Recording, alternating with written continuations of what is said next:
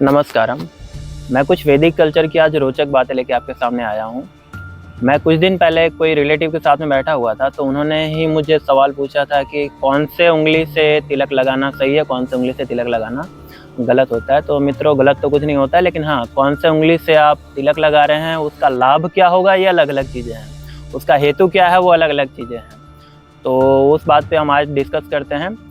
देखिए दोस्तों, मेन क्या होता है कि हमारी जो 5 उंगलियां हैं ना, पांचों के एलिमेंट्स अलग अलग होते हैं। अगर हम वैदिक हिस्ट्री की बात करें तो, या फिर पामिस्ट्री यानी जिसको हम हस्तरेखा की बात करते हैं, तो हस्तरेखा विज्ञान में भी वो पांचों उंगलियां जो हैं वो अलग अलग ग्रहों को दर्शाते हैं। तो आज डिस्कस करते हैं कि कौन कौन सी उंगलियां कौन कौन सी चीज़ों को दर्शाते हैं। तो सबसे पहले बात करते हैं हम थंब, जिसको अंगुष्ठा कहते हैं। तो ये हमारा फायर एलिमेंट यानी अग्नि तत्व को बताता है। और ग्रहों की बात करें तो विनस या मार्स यानी शुक्र या फिर मंगल तत्व बताता है। इसके नीचे का जो एरिया रहता है उसको हम शुक्र पर्वत भी कहते हैं, अगर पामिस्ट्री हस्तरेखा विज्ञान में आप देखेंगे तो अगर ये अंगूठे से आप किसी को तिलक करते हैं तो वो स्ट्रेंथ देता है सामने वाले को। स्ट्रेंथ यानी शक्ति, साहस देता है। आप लोगों ने कई मूवीज़ या ऐसे सिनेमा में भी देखे होंगे कि वो सामने ये अंगूठे से तिलक लगाते हैं और साथ में बोलते हैं विजयी भव। कोई युद्ध में जा रहा हो राजा लड़ने के लिए तब, या फिर आप घर में भी किसी को अगर कोई कॉम्पिटिटिव एग्जाम देने जा रहे हो बच्चा, या फिर कहीं पे कोई परीक्षा देने, कैसे परीक्षा देने जा रहे हो, तो उसको हम ये अंगूठे से तिलक लगाते हैं।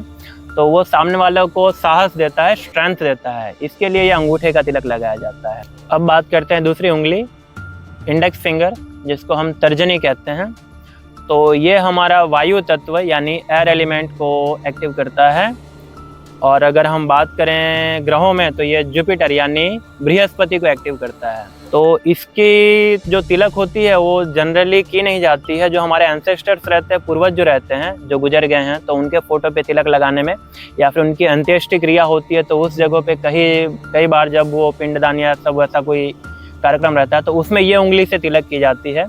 ये सैक्रेड नहीं है, पवित्र नहीं माना जाता है। ये सिर्फ पूर्वजों के लिए, गुजरे हुए लोगों के लिए ही किया जाता है। आप लोग भी ये चीज़ कई जगह पे रिलेट किए होंगे कि जो गुजरे हुए लोग रहते हैं, आत्मा, साया, खास करके सब बातों को रिलेट किया जाता है वायु तत्व से यानी एयर एलिमेंट से रिलेट किया जाता है। इसीलिए दोस्तों, ये जो दूसरी उंगली है तर्जनी, इसका तिलक नहीं करना चाहिए किसी को भी, सामने वाले को। दोस्तों बात करते हैं हम तीसरी उंगली, मिडल फिंगर, दैट इज मध्यमा। ये आकाश तत्व को जागृत करता है, यानी स्पेस एलिमेंट अगर हम बोले तो उसको ये स्टिमुलेट करता है। और ग्रहों में देखें तो ये सैटर्न यानी शनि ग्रह को दर्शाता है। इसका तिलक करने का क्या फायदा होता है, तो ये लॉन्ग लाइफ देता है हमें। अगर जिस किसी को भी हम बीच वाली मध्यमा उंगली से तिलक करते हैं तो सामने वाले को लॉन्ग लाइफ देता है। मध्यमा उंगली का जो तिलक है वो खुद के लिए लोग करते हैं या फिर किसी को भी कर सकते हैं जिसको आप लॉन्ग लाइफ देना चाहें।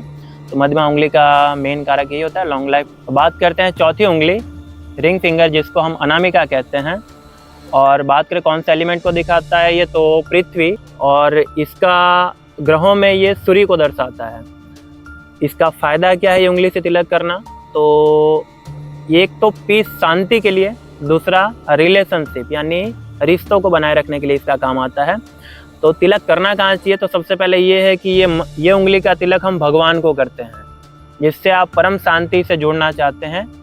शांति भी और रिलेशन भी, दोनों चीज़ की जहाँ डिमांड होती है, तो हम भगवान से जुड़ना चाहते हैं, शांति से, पीस चाहिए होता है हम, इसलिए ये उंगली का तिलक भगवान को करते हैं। और अगर यही उंगली, दोनों उंगली का यूज़ करके आप खुद अपना तिलक करते हैं तो ये आपके आज्ञा चक्र को स्टिमुलेट करेगा, जागरूक करेगा।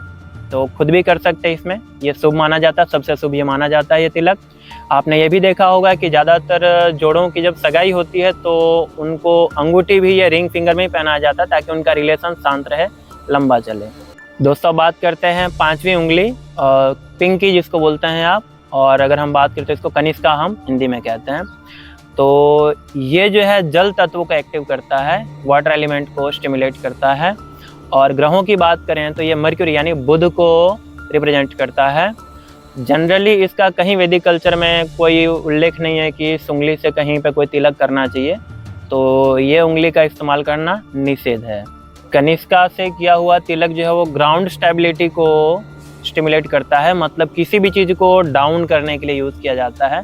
तो इसीलिए कनिष्का का तिलक किसी को नहीं करना चाहिए। तो दोस्तों ये थी आज की जानकारी।